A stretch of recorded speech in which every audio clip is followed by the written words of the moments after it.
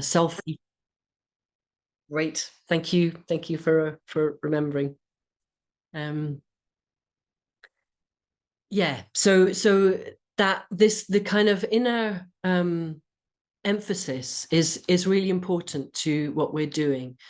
I don't feel like it's something that we've got right yet, but we'll share more with you about why we feel it's so important, the kind of things that we build into processes to try to create spaces that feel safe and feel like they build a culture of power with in the people who are there, and the ways in which it's quite difficult because we've been trained not to speak a lot about how we're feeling, or about understanding what may be going on for us when we get reactive, and it can be hard to break that down, certainly in one leap. So the assemblies that we've done are people's assemblies, and we'll go into a little bit the different kinds of assemblies, and why people's assemblies are what distinguishes them from other kinds of assemblies. And another really fundamental feature of what we're doing is that our main aim with this is to experiment with and explore building a new political system. People can and do use assembly processes to interact with the local council, with central government, and with other kind of decision makers. And that's absolutely fine. But our interest, and what you'll hear a lot from us, is how do we build a new system that isn't like this system? It is possible that we can reform our current system. I personally have lost hope that that's possible. And so this idea that we could be collectively involved in a exploration and experimentation is what I find exciting. Just so that you know, I'm not saying that if you want to work in collaboration with your local authority using assemblies, and there's no problem with that. But if it comes over to us that we're not really thinking about them very much, that would be accurate. So yeah, so these are some of the things that are underneath the thinking underneath the kind of assembly processes that we're going to be taking you through. And we'll speak loads about all of this as we go along. You will undoubtedly get a bit bored. We don't claim to have found all the answers. And there's parts, like I've said, that we feel like we've still got loads and loads to learn. And this is an open investigation. And in a way, it's not really a training. We're just sharing where we've got up to with this process, and we're looking for people to collaborate with, to co-design, and to think together with, so that we can all be part of this process of working out, like, how can we create a collective decision-making process that brings out the best of our human nature rather than the worst. And I'm going to pass over to Justin. Great, thanks, Eva. Lovely to see those of you I know, and lovely to see those of you I don't know. Really great to be here. And I guess there's a kind of, what Eva was describing to me was this shift from the representational democracy and the representation of self as well, in the workplace or in meetings like this or elsewhere, to being fully ourselves, being able to meet, to make decisions together as our full selves. And that's something about moving out of this kind of barrier that we present, where we think we have to look a certain way to be able to be acceptable, and actually realize that it's our diversity that helps. It's each of us being our full individual selves that really enables us to arrive at good decisions. So I'm an anthropologist and peace activist, climate activist, democracy activist. That's my kind of background. I work with indigenous peoples, mostly in East Africa, supporting them to stay on their land and not be evicted. And I've learned a lot about people's assemblies from the way in which the communities I work with there make decisions. So people's assemblies are how humans have always made decisions. They got together, they've spent time. If they're lucky, they've been really well facilitated by people who've really thought stuff through, and they've listened deeply to each other, and they have arrived at a decision without having to rush really hurriedly. And it's ironic that we have 2 hours just now. It's a time limit, when actually the core of this is all about actually allowing enough time to arrive at where we need to arrive at. So yes, so that's my background. Been involved with Eva in terms of participatory processes here in Portobello and Edinburgh that we've been engaged with others here on this call, working on the Tory People's Assembly. And I was, as Eva said, engaged in the Scottish Climate Citizens Assembly, helping to push for it and being on the stewarding group, helping to shape it and then leaving it when it felt too co-opted. And in East Africa, I'm working on the assemblies, Indigenous peoples, women-led assemblies there, which are absolutely fantastic. And I guess with all of those, they do interact with power.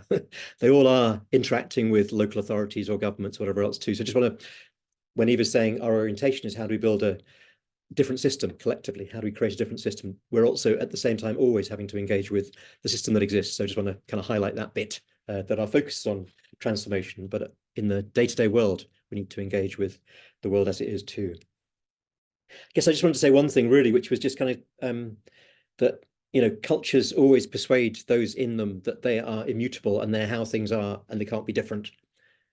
And any culture does that. So ours does that no different to any others. It says, this is how it is. You grow up in it and you think this is how men behave, this is how women behave, this is how gender works, this is how power works, this is how, and what Eva was describing was the kind of very hierarchical systems that we're in that we don't kind of notice because they're so inbuilt. The relationship of parents to kids, the relationship of teachers and schools, being able to keep kids in for particular chunks of time, the relationship of bosses within hierarchies. These are just kind of assumed backdrops, but they're a very bizarre way of being human, when actually we're born and we grow up as very responsive people. And I think some of the research on this is really fascinating. I'll just say a couple of bits. So a friend of mine, Barry Hewlett, who worked with the Aka hunter-gatherers in Central African Republic, was looking at the amount of time that infants are held or touched in the first few months of their lives. And it's 99% of the time in daylight time, and at night it's 100% because they're sleeping next to their parents. That's at 3 months old, and at 8 months old, it's 75% of the time. Infants are held or touched by a caregiver in that time. So that they're growing up with a sense that the world comes down to relationship and people are there for you. And that's made really clear in his study of the speed with which people respond to an infant crying. So just two more facts. So I'm not good at facts, right? So don't expect any more from me than these in the whole process. But so within the first 3 months, there's a response within 10 seconds, 85% of the time for the Aka. So a caregiver will respond to an infant crying when they're up to 3 months old within 85% of the time. And by 12 months old, it's still 75% of the time. 3/4 of the time, they'll get a response within 10 seconds. Somebody will be there, making contact, physically holding them, touching them. Again, they're getting that sense that the world comes down to relationship, that there's a response, there's a world there, they're not alone. And in the studies in Holland and in America, the amount of contact at 3 months was between 12 and 20%. And by 8 months, it was under 10% of the time. And in terms of the responses, by 3 months, half the time, almost half the time, parents deliberately don't respond. So I don't know if that can that sink in? Does that make sense to you? I'm not sure I'm being clear, but you know, up to by 3 months, parents in our culture tend to not respond, deliberately not respond to an infant crying. So that's something, when you learn what you're experiencing there, Barry suggests, and also Sue Gerhardt and others suggest, is you're learning that the world is one that comes down to you in isolation. So I just want to kind of make clear that this is really early learning that we get, which is that the world comes down to us in isolation, that we're alone, that we need to control our feelings, that we need to appeal to others to somehow help rather than assume help, assume contact, assume responsiveness. So I'm just saying that to kind of try and suggest that it's very deeply ingrained in our culture, and the politics is built on that. The politics is built on that sense of being alone, of needing to control ourselves, of fear and of distrust, and of wishing for a controlling authority to put things right for us, rather than assuming that we can put things right through relationship and working with each other. Okay, end of my facts. Okay, that was it. You had my facts. So I just find it really fascinating. I think it's just so deep what we learn. So I guess what we're looking at is how to use assembly processes so that people can feel really heard, so that we can really listen deeply to each other's stories, to each other's experience, value each other's experience, value difference, and then arrive at decisions, deliberate our way towards decisions and taking collective action that comes out of that deep listening, rather than comes out of somebody with an agenda, whether it's me or you or whoever else, insisting that our way is the right way.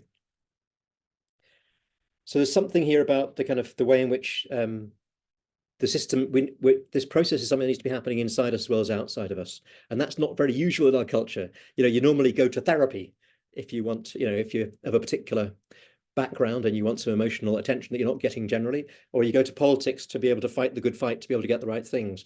What we're looking at is how do you bring the heart and politics together? How do you bring together that need to reclaim ourselves inside us, disentangle ourselves from domination processes and fear, and how do we disentangle our society from dominating political processes as well? So it's just, I'm just being blunt, a bit like Eva, just being blunt about that kind of like, it's deep work and it's incredibly rewarding work. And we found that, which we'll go into later in terms of the assemblies, that when people really step forward and step into it, then the amount of power that people can reclaim inside themselves is huge, and then between themselves is huge. And that's where the transformation comes from, is that ability to realize we have much more power than we thought. And it's not just a power to protest or demand, it's a power to create and connect. And that's really what we're going to be focusing on. Oof. I probably said all that way too fast. Tend to speak too fast. I apologize. Do wave at me if I speak too fast. Anna, Maria, I see you waving. Anyway, do wave if you need to. You're saying it's okay. Oh, you think it's okay? When I used to lecture, I'd say to students, please stop me, and they would all wave at me, and I'd just kind of go, all right, okay. So anyway, okay. So that was just a bit of an introduction from us. So you got a sense of who's here, rather than we're kind of blank folks. We were going to then just briefly look at, I think I was looking at, sorry, I kind of slightly lost this bit there. We're going to look at the course, just and just to look a few pointers around the course. Yeah. So as Eva said, we're talking a bit now, and we will be talking through, but we're going to be having much more interaction and space for folks to talk with each other and to all of us. This is especially of interest to any of you who are planning an assembly or interested in planning an assembly, but I think it's also of interest, I hope, to people who are just wanting to really reflect and think through our political system and how it could be very, very different. So we're going to be focusing, after these first couple of intro sessions, we'll be focusing on the nuts and bolts, on facilitation, on design in the course. But actually, in reality, we have this kind of 90%, 10% rule, which is that 90% of the time and energy needs to go into the preparation for an assembly rather than into the assembly itself. So that preparation is huge, is what matters much more than the assembly.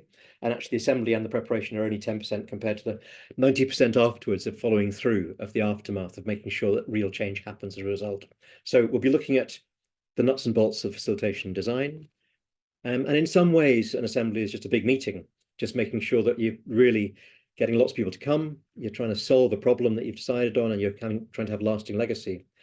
But the key difference really that we're looking at here is this insistence on deeply listening, on valuing listening more than speaking, on finding what it is that you need to say, what it is that you need to contribute. So your voice is valued and others' voices are valued, and you're listening at a different level to the normal argy-bargy back and forth that we get caught in. So you're learning from each other's experience in this process. So there's a process difference, which is huge, and there's an ambition difference, which is huge. The ambition to actually connect with others in transforming this world rather than fitting into it as it is. So there's something about process, something about ambition, which is fundamentally different about the kind of power with people's assembly processes, which we're looking to take you through. I think that's enough. Eva, okay. Can I pass back to you? Yeah, so last bit, we would like to give you some time to check in and talk to some other people who are here and begin to build relationships, which hopefully will grow over the next 11 weeks or more than 11 weeks. Please do be aware that some people are having to join on mobile phones and may not have enough data to appear visibly, but please make sure that they're included in the conversation. What we wanted to do with this check-in was just introduce a technique that we use a lot and that we really value a lot. It can be called go-rounds, it can be called council circles. I'm sure there's lots and lots of different names for it, and it's kind of as old as the hills. It's a way that people have met together forever. And you can go into quite a lot of detail about how to do it right. I'm going to be really, really light with how to do it, but the description of the rules is part of what makes it special. The fact that there are rules to this conversation and that we all keep to them. So we're going to be going around in a circle. And when you first go into your breakout rooms, it'd be good if you get somebody to keep time and just divide the time up with the number of people who are active and able to speak in your session and the amount of time that you have to share. So you should get 2-3 minutes each to check in. So the fundamental instructions is that when you're speaking, speak from the heart, speak in the moment, whatever comes out of your mouth. Don't spend a lot of time planning it. Just as much as you possibly can, be yourself, even if you feel like you don't have a huge amount to say. And equally importantly, when you're listening to other people, which you'll be doing much more of the time than you will be speaking, listen from your heart, which is maybe a less usual thing to do. But it's just like when each person is speaking, just imagining their meaning, they're doing the absolute best they can, and kind of just seeing the whole human who is speaking at the moment, just receiving them in your heart. So when you're speaking, know that that's how you're being listened to. It's even online can be a super powerful process, and we're going to use it really, really simply, just to say who I am, how I'm feeling right now, what brought me to this training. And if you want to, if anything stood out to you in the introduction, you can mention that too, and or anything else you want to say. So we're going to close the breakouts about oh my goodness, we have run over, haven't we? 20 past even. Yeah, 20 minutes. Give them 20 minutes. Okay, let's go to 20 past. And enjoy meeting one another. Okay. Welcome back. I hope you had as fruitful listening and speaking from the heart as happened in the group that I was in. Really lovely. Just wanted to cover one more piece before taking a break. So this is kind of like, what are assemblies and how do they make change? And this is obviously just like a couple of minutes input, because there's going to be a major theme going through the course. But just wanted to everybody's back, yeah. Just very briefly, we're using a kind of understanding of assemblies, which is where we're focusing on people's assemblies, as Eva said. But we're also going to be looking at citizens' assemblies and at delegate assemblies or representative assemblies. Eva, you got that slide, actually, of that, the first slide?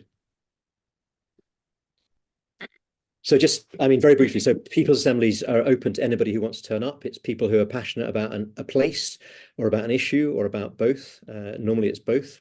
And people getting together to make decisions. And as I say, this is a very ancient way of doing things. People have been doing this right through human existence, getting together to make decisions about their place and about an issue that matters to them. So this is a really fundamental face-to-face meeting of people who are self-selected. So it's really important to put the work into trying to reach out, to include those who would not necessarily come. And we're going to go into later how it's important to also acknowledge those who don't want to turn up and to somehow include their voices, even if they're not going to turn up, because it's just not the right space for them. So people's assemblies are about, they're passionate, people can be deciding on an issue, but the question is, where's the legitimacy? Where does the power come from for them to actually be make the decisions happen, make them real? And Eva's going to come on to that after I've just given this very, very brief distinction between the assemblies.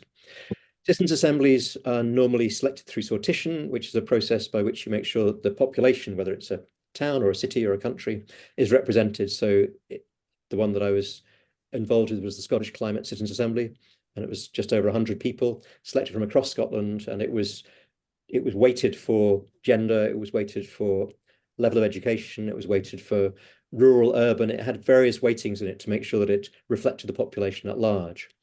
And that process, sortition process, is quite expensive. And the Citizens' Assembly tends to be much more kind of formal in that way.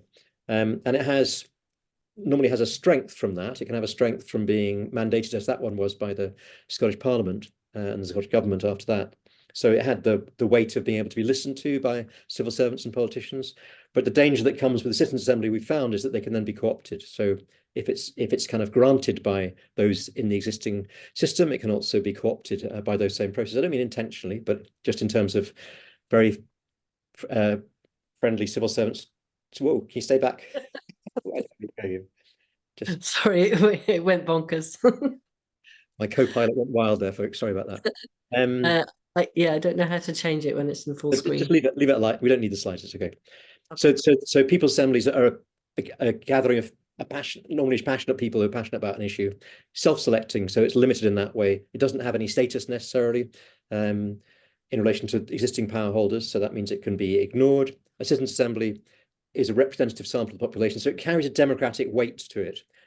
These are people who may have volunteered, but they've been chosen to be a representative sample of the population. So they're chosen at random. They're only there for that. So it can be a very powerful process, as we found with the Scottish Climate Assembly. It was a very powerful process that people engaged in a really real way. So discovering that if you select 100 ordinary people, they can really think and reflect deeply was quite an extraordinary thing to experience, that actually we can trust each other, which is the fundamental message, I guess. If there's one thing to take out of this is relearning our trust in each other when all the forces at work try and make us not trust each other for their own particular reasons.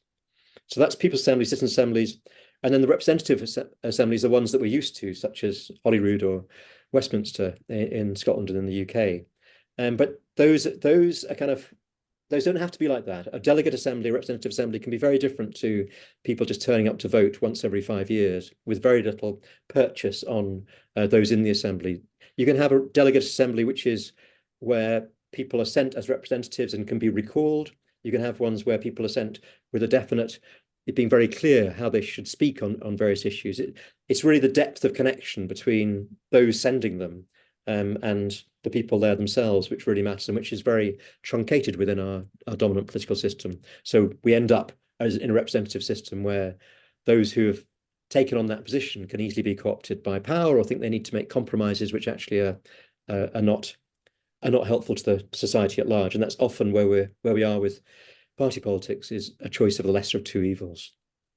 So we're always voting for evil in a sense. We're just voting for some lesser evil rather than collectively making decisions that we want to abide by. If I'm wondering actually if you could pull up that other slide, is that possible? Which one is it that you want? The first.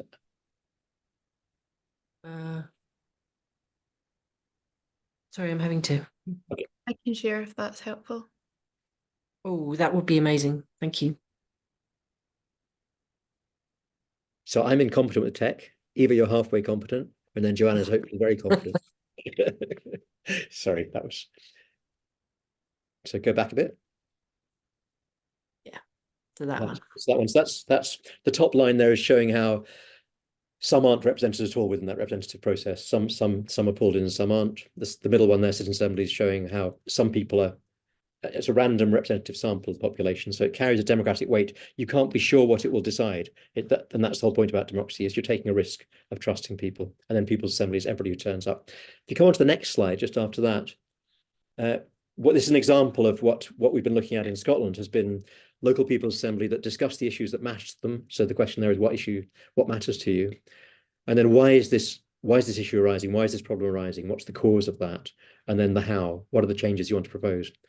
And so this is just an imaginative, giving you this as an imaginative exercise, is thinking, well, if you were to have local assemblies all across Scotland, could they then put forward representatives to a delegate assembly that brings the kind of proposals that have been made, the analysis that's been made in those local assemblies, that puts together a coherent picture for Scotland and acknowledging the very, very different places and parts of Scotland. So you're not looking for something that's a one-size-fits-all, but you're looking for something that's coherent in terms of a proposal that it could make to a citizen-led citizens' assembly. So the idea there is kind of like local people's assemblies working towards a national assembly, people's assembly, or a delegate assembly, which then puts a proposal towards a citizens' assembly for the whole of Scotland. And the reason why we're calling this a citizens-led citizens' assembly is that our experience with the climate assembly was that if it's government-led, then it is government-constrained, whereas if it's citizen-led, so if it arises from below, it can still have that legitimate force, which comes from a democratic process that is open to any perspective. So the citizens-led assembly there could change entirely the proposal that it receives from the delegate assembly. Delegate assembly is drawn from local assembly, so it's drawn from people who are passionate. It may put together a very, very great proposal, but then the citizens' assembly is representative of the population at large and may say, that's nonsense, that's crazy, you can't do that, that's unrealistic, that's not possible, for example. So there's a kind of risk in this process, and the risk is fundamental to democracy. The risk of putting forward your point of view, listening to another person's point of view, and arriving at a better process is really fundamental. I've just had a reminder on time, so I'll pass over to Eva to look at not what assemblies are, but how they can make a change. And this is just a very brief bullet points. Yeah. I just wanted to take you through or to introduce you to an idea that will be coming up lots in future sessions, and it's just on the next slide. It's what we call the 4 pathways. It's got 4 pathways because Justin and I just disagree on pathway 1. So we're this is hot off the presses and still being thought about very much. So we had 3 pathways previously, which were pathways 2, 3, and 4, and then it became really apparent that we had missed something, which is that almost as a precursor to any of those, that there's something that needs to happen in an assembly for at least some of the people there, that they kind of go, oh, right, this is something I can do, I should be able to do, and I want to do. So the kind of political awakening that we're aiming for, ideally for 100% of the people who come along to an assembly, but certainly for a handful. And our experience in Torry is that the outcome of the assembly and the longevity of the things that we talked about in it would have been seriously compromised if 4 people in particular hadn't been lit up by that process and have come out and just like got to work in their community, which doesn't mean that there weren't lots of things happening before that, but they're the focus that they've been able to bring and the kind of momentum that has sort of brought them out of the assembly has been quite extraordinary to see. So that personal thing could be a pathway. It could just be that person comes out and is much more engaged, or it could be a precursor for the others. We might maybe in the course of this training we will decide together which we think that should be. The next pathway is like what can happen just in a local community without anybody else's permission. Direct action by local people to set up a childcare group, to turn that bit of waste ground into a community garden, to start thinking about putting solar panels on roofs. There's all kinds of things, and we're probably all quite familiar with the kinds of things that communities are getting up to. And that is the second pathway. So that's how you get impact out at the community level. The next pathway is building relationships with existing power holders. So that could be local councillors, the local council, the central government. It could be funders, just people with money, or big stakeholders in the community. A big company that has influence in the community, and that relationship could be collaborative. It could be one where we're trying to get these guys on side and trying to get them to help us, or it could be more accusatory or angry. It could be petitions, it could be demonstrations, it could be all kinds of the ways that we try to get the people who represent us to do what we want them to do. But it basically is saying you guys have to do something. And the fourth pathway is autonomous citizen-led processes, and we put this in as a separate pathway really so that we could talk about it as something that we think needs to happen. And it goes back to this sense that we are trying to see what would happen if we decided to build a new political system rather than interact with the one that we have. So how could people who meet in communities decide that they want to do things across several communities, or maybe across the whole country? Maybe they decide that they want to have an assembly themselves that may reference government structures, but may still claim legitimacy for itself. It may claim power to do for itself. I think this is a really exciting idea, and it's one that can be in certain situations hard to imagine. But we think that part of our job is imagining how that could be, how that could work, and the act of imagining it can bring life to ideas like that. So I think it's way past time that we go into the break. And what we could maybe do is answer some of the questions that have been coming in the chat.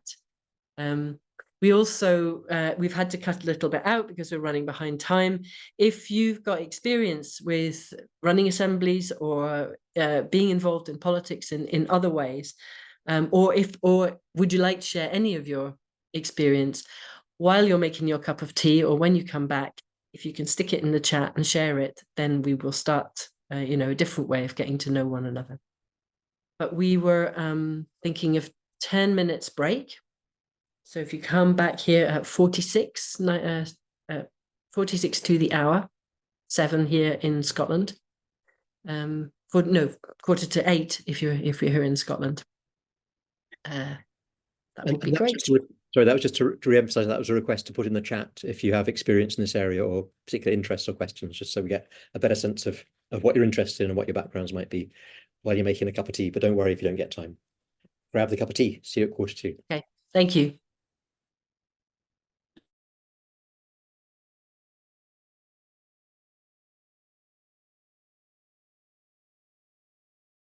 Johanna, could we have the breakouts in threes?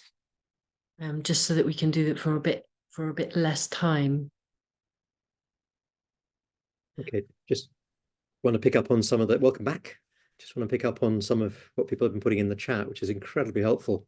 So I don't know how to pronounce people's names necessarily, but Rika talking about reclaiming public spaces, and we've been supporting assembly process in Nairobi, in the slums there to regain public space, which is absolutely vital. It's an incredibly important move. So it's really interesting to hear that.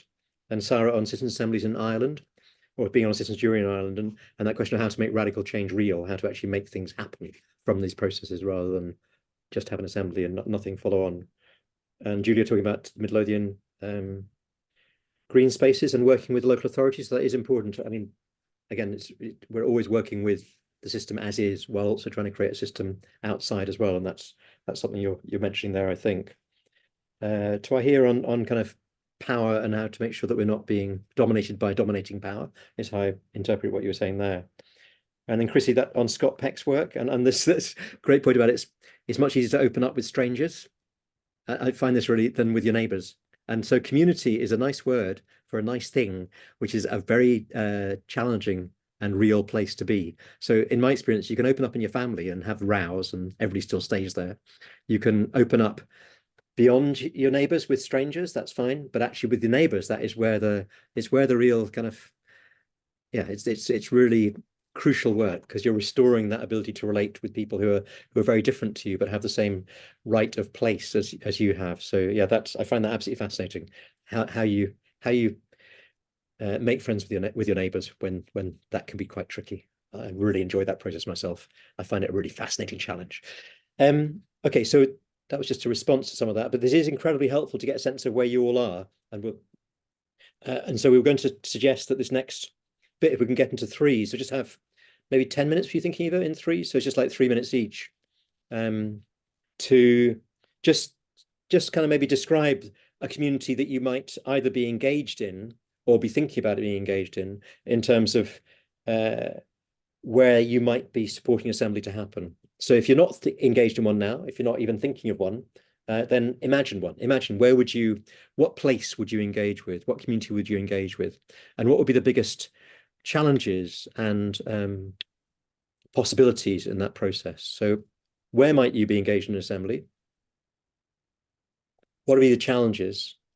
Yeah, what questions do you need to have answered to be able to do that? And what are the possibilities of that?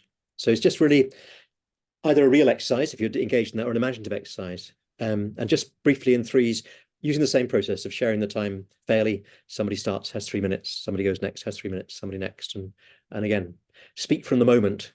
Listen to the moment, or the heart, or whatever you want to call it. Okay, so Joanna, do you want to help folk get into breakout groups? We'll see you in 10 minutes.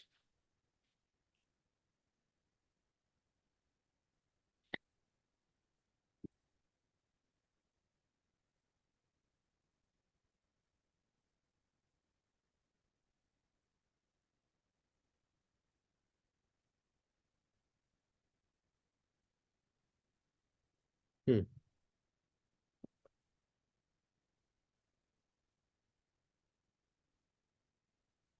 Anyone here struggling to get into their group?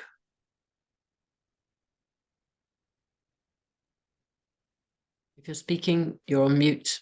We can't hear you. Everyone's been assigned, so Okay. Yeah. let me Yeah, just then on a break. Oh, I've got someone coming in. So Ah. I'll assign Rosie to one.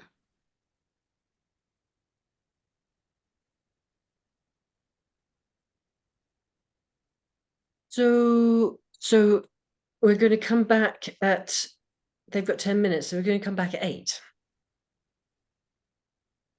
Oh, we've got till 8:30. Calm.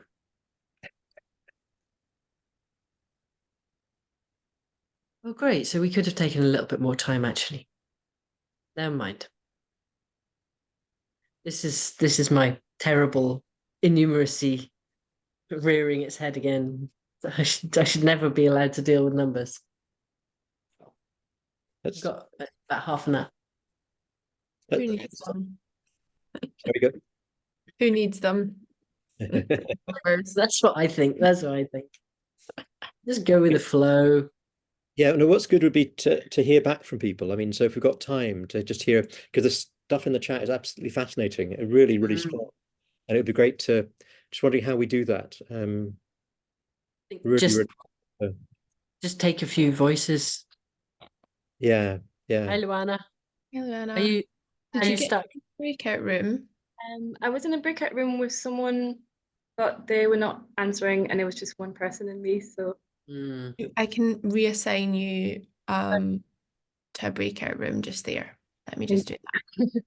If not, come back. Can chat here. oh, good. Coming in. 1 second.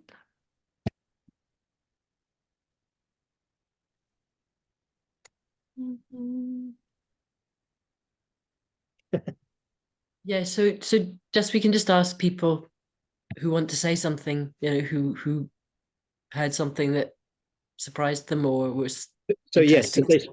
they preferably say something about what somebody else has said rather than oneself would be the way of, Right.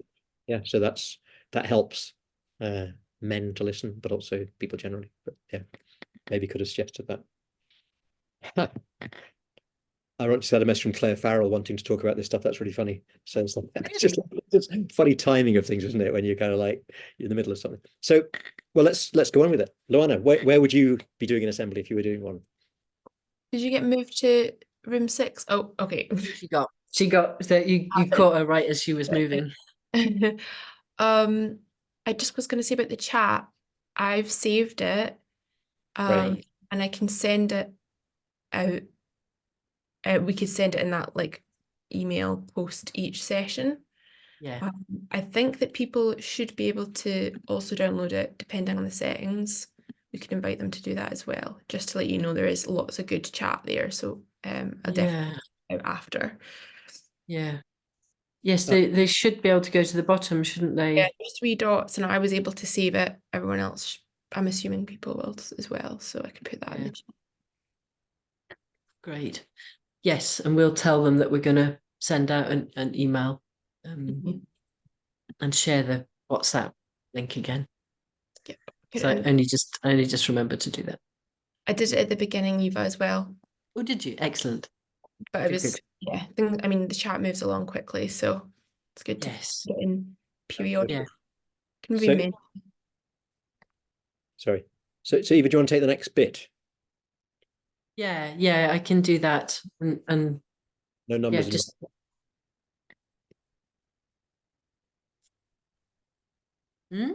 no numbers. It was my funny joke. Hilarious. Yeah, I mean, but I would refer to the chat because if people are putting stuff in the chat, we can look at it between this and the next session and pick up on what people have said. So it is a useful way of letting people know that they're communicating with us as well as with each other. Yes. Yeah. Well, good to do that. Yeah. Why don't you jump in as well? Because I'm really bad at doing that. I'm not, I'm good at kind of saying who can speak next, but I'm not good at that kind of comparing, making intelligent comments on what people have said. It's like, oh yeah, that's interesting. That's not true. That's not true. But I'm enjoying your.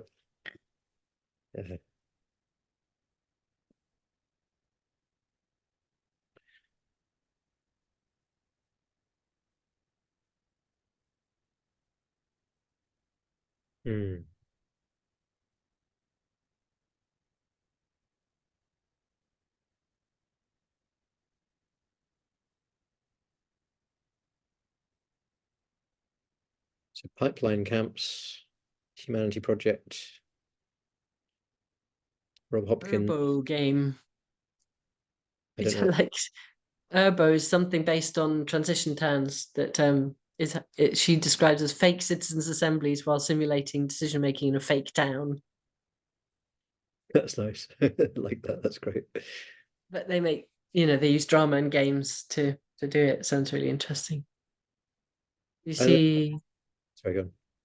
someone talking about a humanity project in Edinburgh, trying to set up a popular assembly. Roger Hallams. Is that who it is? Yeah, that's not who it is. That's the project. Yeah. The humanity project. Mm. Yeah, but I mean, it's got but people are going to that for a really Yeah, good reason. no, yeah.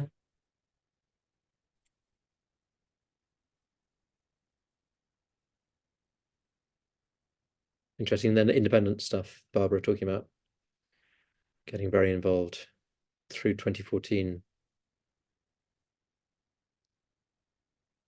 Believing people have lost faith in the ability to affect change and address power imbalances effectively. Mm-hmm.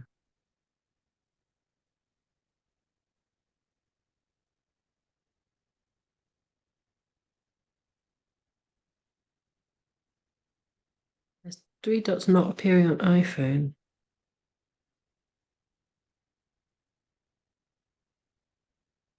I'll just reply to Francine. Do you want me to? You got it? You can reply. Well, Yeah. Francie's right here. She can hear. So Oh, we're right. going to send Francine afterwards. So don't worry if you can't save it. Is that right, Joanna? Yep, that's correct. We'll get it out. I was channeling you there. I wouldn't know quite how to do that, but anyway, that's fine. Yeah. Yep. We've got a few resources. I put some of them at the bottom of the program there, Johanna. That was just Barry Hewlett's book that you were drawing on, Justin. Intimate Is that Fathers. Intimate Fathers? Oops. So you can put that. I can send some, and from Sue Garhart, I can send those out to you. But people don't want a whole book; they just want a paragraph or two. Is my. Oh, I see. Okay. I'll send that rather than. I mean, you can send them, but it's like what they need is just to grab the bit of evidence that they can see in front of them and then use. Yeah. And then if they want to, they can look at the whole book. But I never assume over the paragraph. So you're going to send out the email, Johanna? Yeah, I'll send out the email. I was actually just about to just confirm exactly what we'll include and just make sure I've not missed anything. I've got a list, so we'll upload the YouTube. We'll upload the YouTube video, and I was just wondering if we want to do that, like get the email out first, or do the YouTube before and then the email with all the links. You can do it together, can we? No. Well, no, because then we can. Then we can put the link to the recording in the email. Yeah, so I was thinking. So we'll get the video up first, and then include the specific link for that video in the email, and then it would be the saved chat, text, resources that you've included. Is that what you were meaning? Yeah. So the resources included in the email.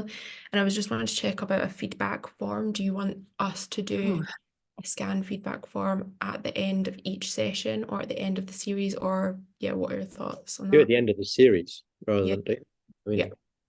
Yeah. But I mean, we'll miss a lot that way.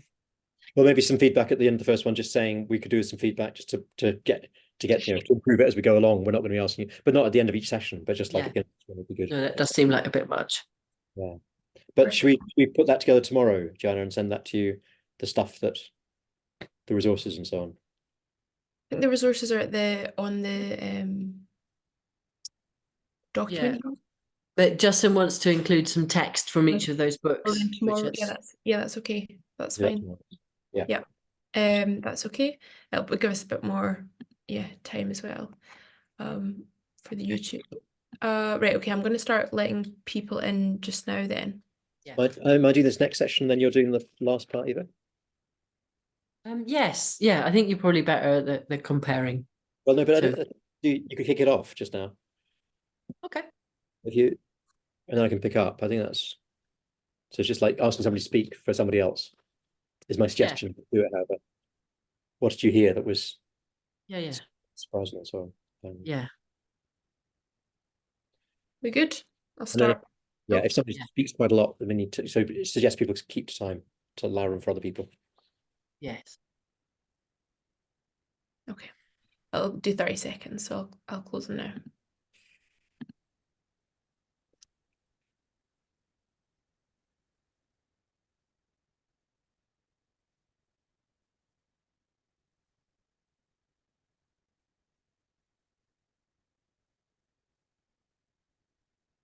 Just do an immediate.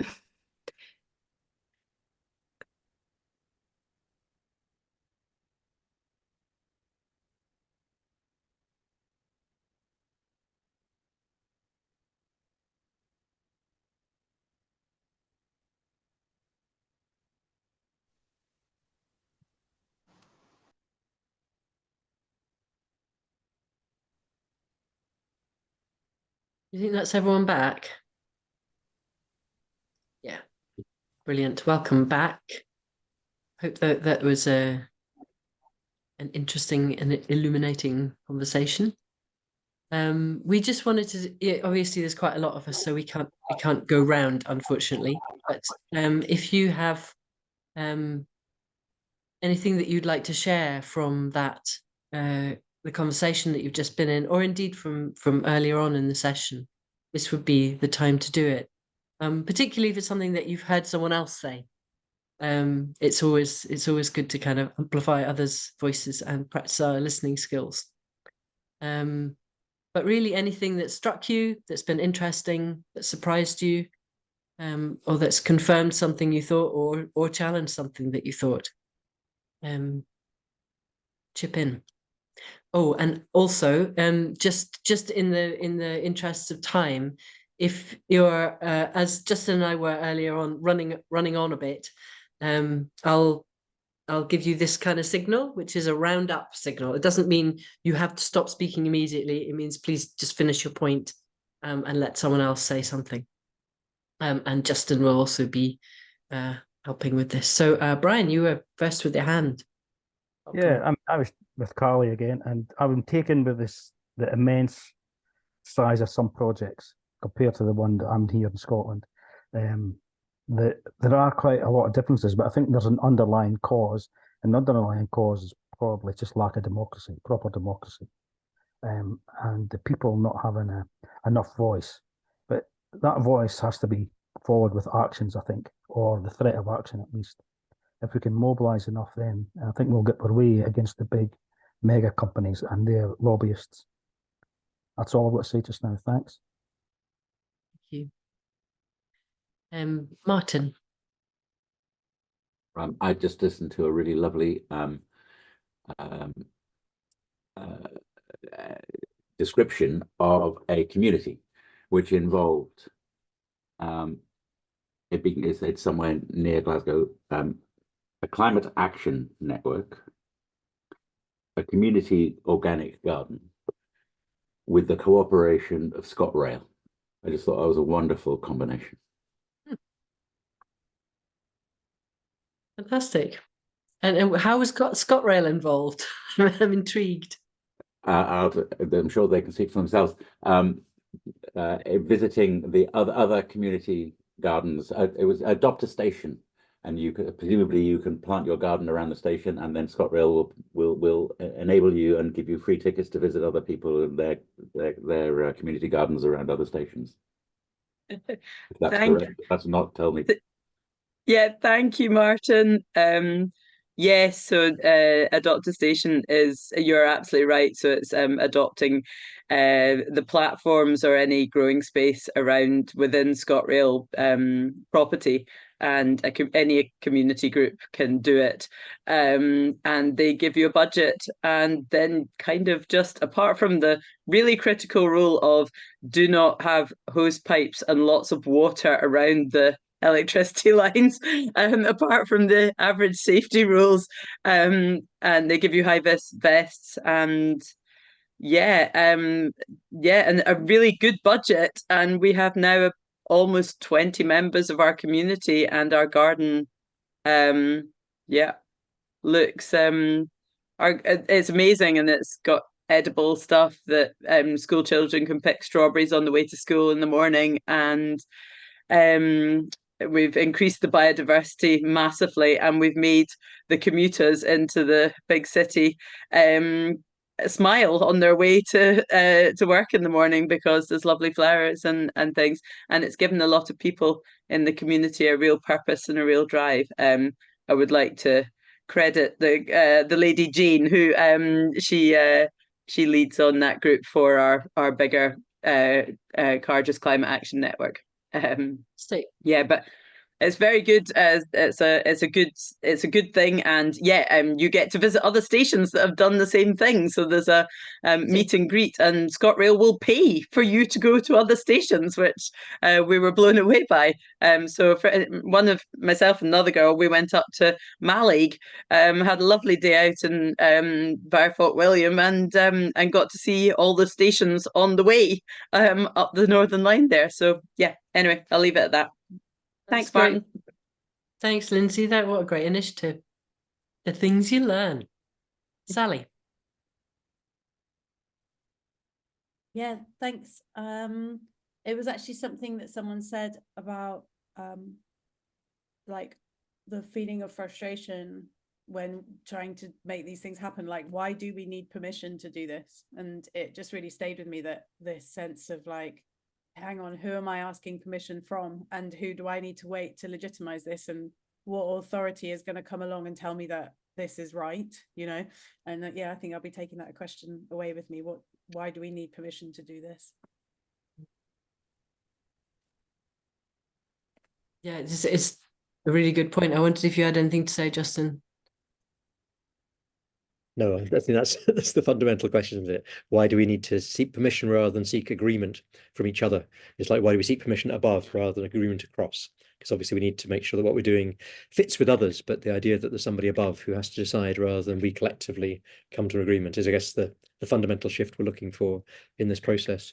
And I just wanted to pick up some of the things in the chat, and we're going to send the chat out afterwards to folk, because there's a lot of really helpful stuff in there, and just what Barbara was describing in terms of getting activated through the 2014 independence referendum, and that happened to a lot of people. In my experience, a lot of people got very mobilized and a lot of very energized, but nevertheless then quite often end up feeling a lack of power in that way. And then there's a few folk from the Humanities Project, and also from the Pipeline campaigns. And I guess there's just wanted to highlight the kind of strong connection between democratic processes and disruptive, creative, direct action. That in a sense what we're attempting here is a different level of creative, disruptive, direct action that is not about being on the streets protesting, but is about enabling everybody to be able to have a voice in that process. I've certainly been very engaged in being on the streets protesting, and I find that very, actually I find it a very big relief. I feel for the moment that I'm actually protesting, I am somehow absolved for that moment of my complicity in a system that's destroying the world, to put it bluntly. So I do find that moment really, and I know I'm privileged and so on, so it's I acknowledge the kind of complexity of the situation, but I'm just owning up to that fact that in that moment I feel a real relief. Whereas with this work, as somebody was saying earlier, working with your community, trying to support people around you to get mobilized and get active. I think it's probably quite a lot of steps of the gardens at the station that was being described earlier, little steps that show that you can do something that then inspire people to take a bigger step and a bigger step. So there is transformational change does involve incremental change in that way, but you're judging the moment when you can take it a whole notch higher, I think is quite key. And we're looking at that just now in Portobello here in Edinburgh. in terms of possible assembly around climate change, in terms of the sea. We live right next to the sea. There's a real smashing of the pulling away of the beach, and a really, it's very obvious the storm surges are very obvious. So there's a kind of possibility there of getting people to really think about something which is immediately starting to affect them, but then put that in that larger context. We can't just put up some barriers here. We need to change something quite fundamental to be able to deal with that. So finding the pitch, what it is that will actually draw people to an assembly, is absolutely key. What's that bit that is going to draw people, and at the same time not being prescriptive? So that seems like a fundamental balance in the process, is how do you both propose something that means people turn up, but leave it open so that it can turn into something completely different than what you propose. So it is genuinely done. And that's most of this is a real kind of a judgment call that you develop over time. And I'm sure from reading people's words in the side there, it seems really clear that people have a lot of experience of this, but the judgment call of how do you both propose and then be able to step aside rather than dominate, rather than just arrive with a blank sheet, which nobody turns up to because what's the blank sheet doing there? So there's a real delicate dance there. So that's what you asked, Eva, and so I spoke. But that was my thinking in response. Thank you. Anna Marie, you had your hand up. Did you change your mind, or what's happened?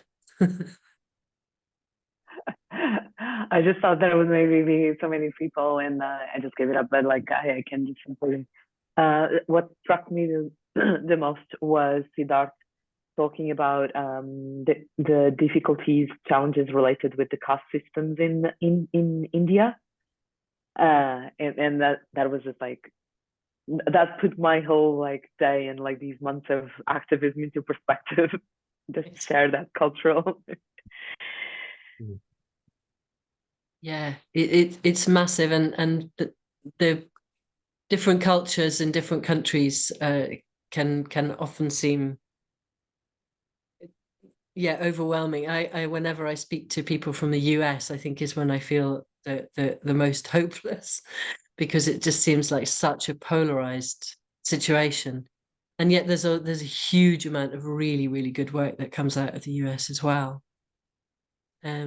I think that class is really major in this country, and we don't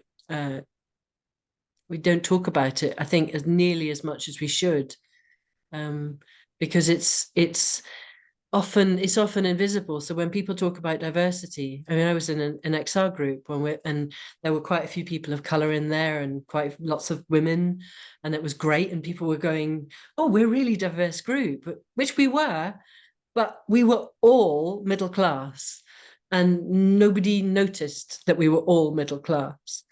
And I think it's a sensitive topic, and people and it can feel risky to raise it, but it's there and it's huge, and it means that the vast majority of people in this country don't get what they deserve. And it's just another way that we're separated from one another. You know, we get separated one another by gender, by race, by income, and by class. There are probably lots of other ways as well. And I think one of the things that the potentials of assemblies, particularly if we're really careful about how we run them, so that they really are opportunities for connection with one another, and not just being talked at and kind of G'd up into agreeing with something, but they actually, we do give ourselves time and space to connect, then that can be that realization that we're not actually all that different, and that we do all care mostly about the same things, is I think it's really important. Yeah, there's a paradox there of kind of mutual care and structural oppression, and they're both going on at the same time. So there's a kind of, we're caught in those structures of oppression, and we're also, people deeply care, and that's what the studies show, is that we believe that other people don't care, but we know that we care ourselves. So we're taught that other people don't care as deeply as we do, but the research shows that actually people in general do really deeply care, and yet we get fooled in a sense by a system that's designed to divide us from each other, so that we have to trust those above us and not. Again, some really useful stuff in the chat around ScotRail's been transferred back to public ownership. Was a good point. So part of our collective ownership there. And then that's Val from XR Sterling talking about running a taster session on people's assemblies and just making it enjoyable. And that is really core. This is how to make process one that is enlivening. And I don't know, Eva, could you just say something about next week? Because these first two sessions are just taster sessions, as it were, before we get into the nuts and bolts of preparing for facilitating, designing, running people's assemblies. We'll be doing that with the rest of the sessions, but these first two are tasters. So the idea of this session was a kind of bit of an overview, and the idea of the next session. Do you want to say something about, Eva, and then we'll move on to the walking away questions? Yeah. So yeah, next week is more, we're going to dig in more to the kind of psychological, interpersonal, creating spaces with care side of things. And we've got a few suggestions for how to do that in ways that don't immediately send people running for the hills. So I think this is, something I mentioned earlier on, is that when we're trying to challenge business or being together as usual, it can feel quite threatening. And obviously, there's quite a lot of quite an important understanding around how trauma works in each of us, and also in us collectively, that is really important to understand as you're kind of designing and creating these processes. But it's not something you have to lead with when you're greeting people in an assembly. In fact, it's so far not something that we found a way to mention particularly. So it's all kind of, it's sewn into the fabric of how we do things, of the kind of space we try to create for people, without saying, now tell us about your childhood, and or whatever it is. We're going to do a training actually next week in process-oriented psychology and their world work, and I'm interested in looking for ways where we can be a bit more upfront, because I don't like this feeling that there's a kind of like hidden agenda. And yet at the same time, it feels so crucial to me that we do address that level, because that's where, for me, where real change can happen. Anyway, we will be lifting the lid on all of that next week. And like I say, looking at some kind of practical things that we can think about while we're designing things. The week after that is a bit of a kind of random stray session of just like facilitation skills. Some people will be experienced facilitators in that group, and you may want to take a break that week. But it's often when we talk about preparing for assemblies, it's the facilitation bit that people are thinking about.